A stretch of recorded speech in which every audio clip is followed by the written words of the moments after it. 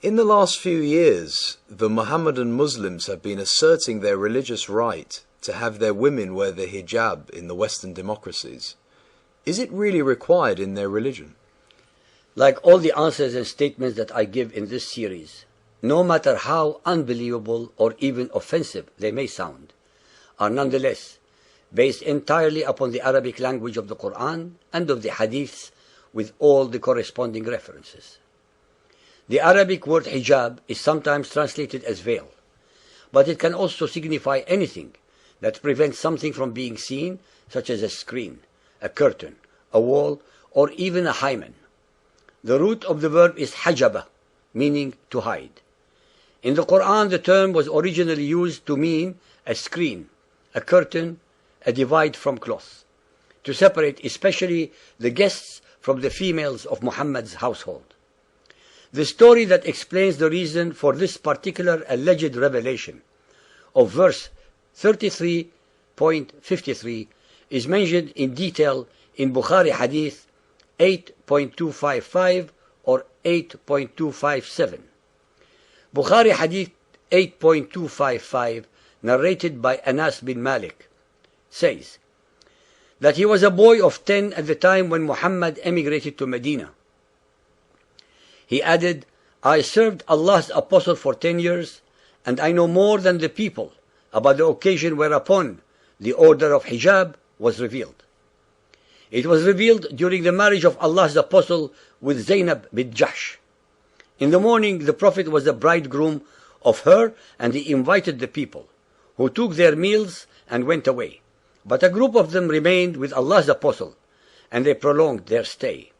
Allah's apostle got up and went out, and I too went out along with him, till he came to the lintel of Aisha's dwelling place. Allah's apostle thought that those people had left by then, so he returned, and I too returned with him, till he entered upon Zainab and found that they were still sitting there and had not yet gone. The Prophet went out again, and so did I with him, till he reached the lintel of Aisha's dwelling again, and then he thought that those people must have left by then. So he returned, and so did I with him, and found those people had gone. At that very instance, the divine verse of al-hijab was revealed, and the Prophet set a screen between me and his family.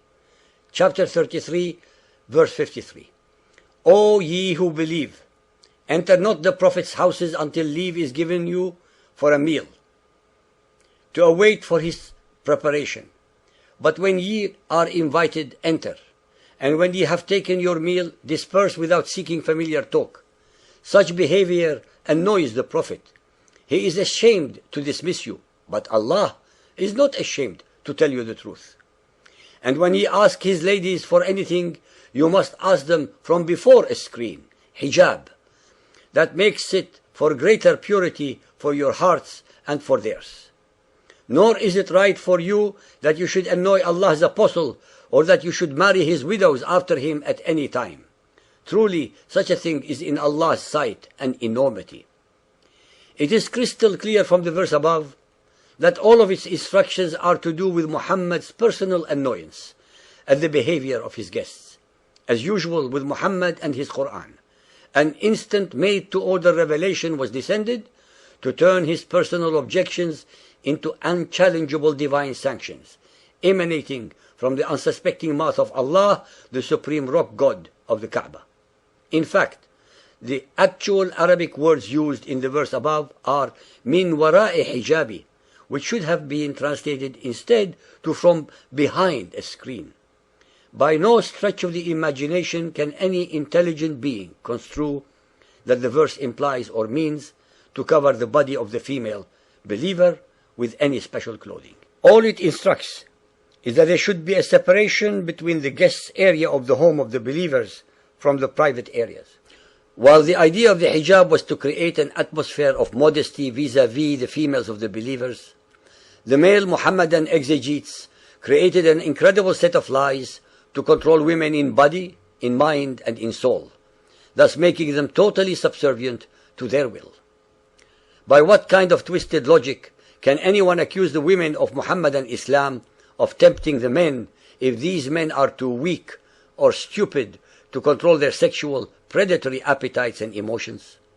Using exactly the same perverted logic, one can also accuse Mohammedan men of tempting women and have them wear the hijab instead, especially since the Quran instructs both the men and women believers to be chaste and modest.